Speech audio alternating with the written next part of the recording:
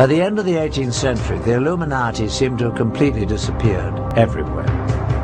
But the Illuminati was not really gone any more than the secret societies that preceded them. They just went underground and added one more item to their list of dark goals: infiltrate and bring down the Catholic religion. When we look around the world today, what do we see of the secret societies? Masonic chapters exist in the open all around the globe as a mainstream organization. The Order of Knights Templar today exists as the top-ranking Masonic organization in the York Rite of Freemasonry. What goes on inside Masonic halls is still relatively secret. Probably known only to their upper echelon members are the dark rituals, goals, and the vendetta against the Catholic Church. The Masons and Templars have very effectively integrated themselves into the world's most respected societies. To a lesser degree, the assassins have appeared publicly periodically throughout history. In the early 1800s, they were visible in India as they came under the direction of the Aga Khan, who they believed possessed divine powers. In the latter 1800s, the Aga Khan brought them to Afghanistan, where they developed a lasting relationship with the British. Later, the Aga Khan's descendants further infiltrated Western culture. One prominent example was when Prince Ali Aga Khan, grandson of Aga Khan II, married American actress Rita Hayworth. Are the assassins, as a secret murderous order, now a thing of the past? The bloodshed occurring today at the hands of Islamic extremists would say the assassins are alive and well. The Priory of Zion also continues to this day. In fact, it has been reported that a number of illustrious figures in history have served as the Priory's Grand Masters, and there is corroborating evidence. In 1975, a discovery was made in a Parisian library. Parchments were found called Le Dossier Le Carré. These documents indeed reveal that some of the secret members were Leonardo da Vinci, Victor Hugo, and Sir Isaac Newton. The Priory has been credited by some with the creation of the European Union. Former President of France, François Mitterrand, was believed to be a member of the Priory, and many other powerful people. As for the Merovingian bloodline the Zions were pledged to protect, it continues on. Through incestuous intermarriage, most of the royal families of Europe can claim Merovingian descent. And it is said that from these royal families have come all 44 of the United States presidents. These connections around the world through the Priory of Zion provided the Illuminati with the means to influence politics and power around the globe. But what about the most secret society of them all? Adam Weishaupt's Illuminati, the brotherhood that vowed to bring all the other secret societies together to control the world. Is it still actively pursuing its diabolical plan of world domination? Indeed, shocking new facts that we have uncovered reveal that it is stronger than ever today. Studying a top-secret society is much like studying the current of a lake. The ripples on the surface give us clues to know what is going on in the darkness below. The Illuminati's grand plan required that it infiltrate the governments of all countries around the world.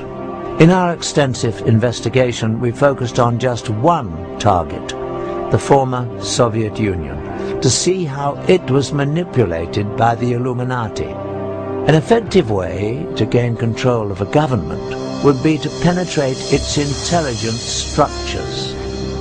Newly released information from the files of the KGB provides some unprecedented insight. Now that the Cold War is over, some highly classified information is being smuggled out of carefully guarded vaults in what used to be the Soviet Union. With the change to a market economy here, many items never before available to Russians are finding their way to the black market. They say that everything is for sale in the new Russia, including state secrets and the spies who kept them. After the collapse of the Soviet Union came the dissolving of the KGB. The new government formed its own new security and intelligence agencies, employing many of the old KGB personnel, but leaving many without jobs. Even those with employment were often not paid as promised. We found that many former KGB employees were eager to give first-hand accounts of their classified activities within the agency for the right price. However, when the subject of the Illuminati was introduced, no amount of money could induce anyone to talk about it. We took this as a definite sign that we were on the right track and getting dangerously close to uncovering the presence of the secret brotherhood within the KGB. The former KGB employees were willing to direct us to black market sources where we might obtain further information, but at our own peril. Though most leads proved to be ultimately unproductive, we found that with perseverance, money and a bit of luck, it is possible to acquire classified Soviet documents. Using a hidden camera, we recorded numerous meetings over a period of months in which we attempted to obtain relevant materials. This transaction between one of our Moscow contacts and black market dealers proved to be one of the more successful ventures, though as you'll see, not without a few tense moments.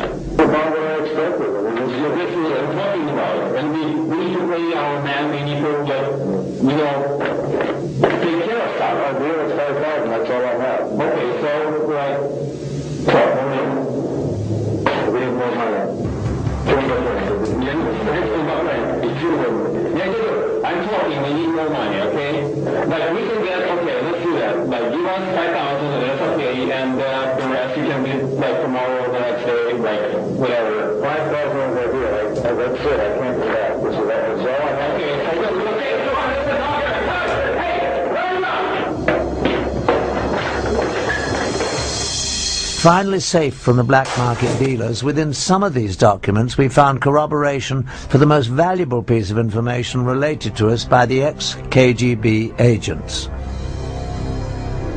Just as we had been told, indeed, the KGB carefully recorded their activities in documents, films and tapes.